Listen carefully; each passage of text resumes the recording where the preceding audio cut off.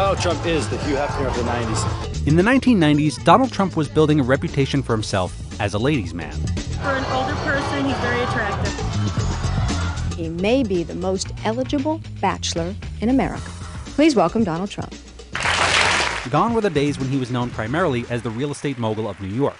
Remember the 80s? The yuppies, the buyouts, the junk bonds, and especially the Donald. The man who was the darling of the 80s is seen in the 90s as a man in trouble, and he knows it. The drama started when Donald began cheating on his wife, Ivana Trump, with aspiring actress Marla Maples. After an ugly public falling out, Donald and Ivana divorced in 1992, with some reports that Ivana got millions from the split. Donald Trump's former or current girlfriend, depending on what day it is sharing all her secrets for staying in shape.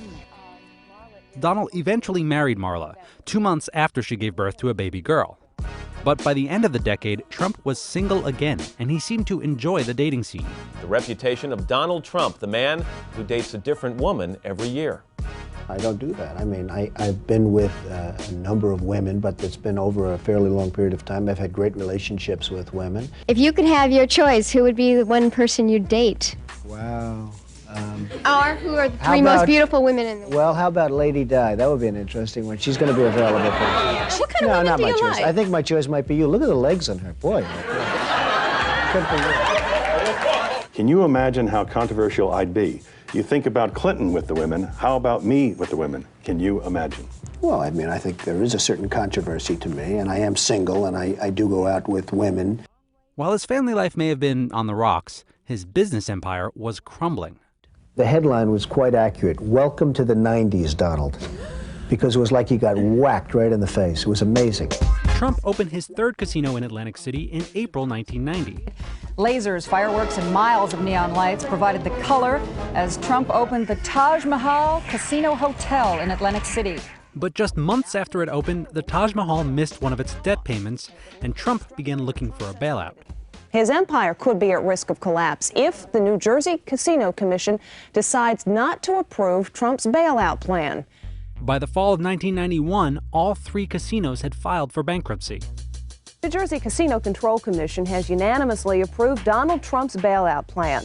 That plan allows him to use his 3 Atlantic City casinos as collateral for a $65 million loan.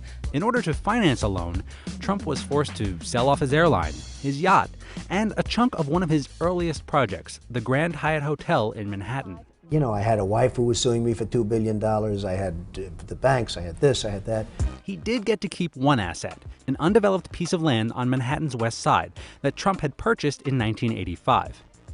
Trump had envisioned a huge project on the site, but in 1994, the real estate market fell, leaving Trump unable to make payments on the land. So Trump sold off the lots and made a deal where he got to keep some of the profits from any future development, and to put his name on a few of the buildings, marking a new chapter in which Trump was less of a developer and more of a brand. Who knows better about hard times than me? I had a company, it was doing well, I had tremendous debt like this country, and in 1990, the whole country, it just went very, very bad. As his finances stabilized, Trump began to reclaim his status in the public psyche with publicity stunts like a 1995 Pizza Hut commercial in which he appeared with Ivana Trump. Doing Ivana. What will people think? It's wrong, isn't it? But it feels so right. Then it's a deal? By the end of the decade, he was once again sounding like the Trump of the 80s, talking big about his finances. Back in the 1990s, you owed something like $900 million. Your empire was pretty much more than that. You owed more than that? 975 was personally guaranteed. That was just the small part. That was the harder debt. But I owed many, many billions of dollars. And now my company is much bigger and stronger than it was in the 80s. And flirting with a presidential run. Businessman Donald Trump tells Meet the Press that tomorrow he, Trump, is also leaving the Republican Party to join the Reform Party. He's considered the largest developer in New York. In 1999, Trump was on the verge of doing something that he had only hinted at in the 80s. He was about to decide whether he could really run for the White House. Running mate. If you decide to go at this, who would be the ideal running mate for Donald Trump? Oh, I think Oprah would be great. Seriously? I think that probably that would be serious, actually.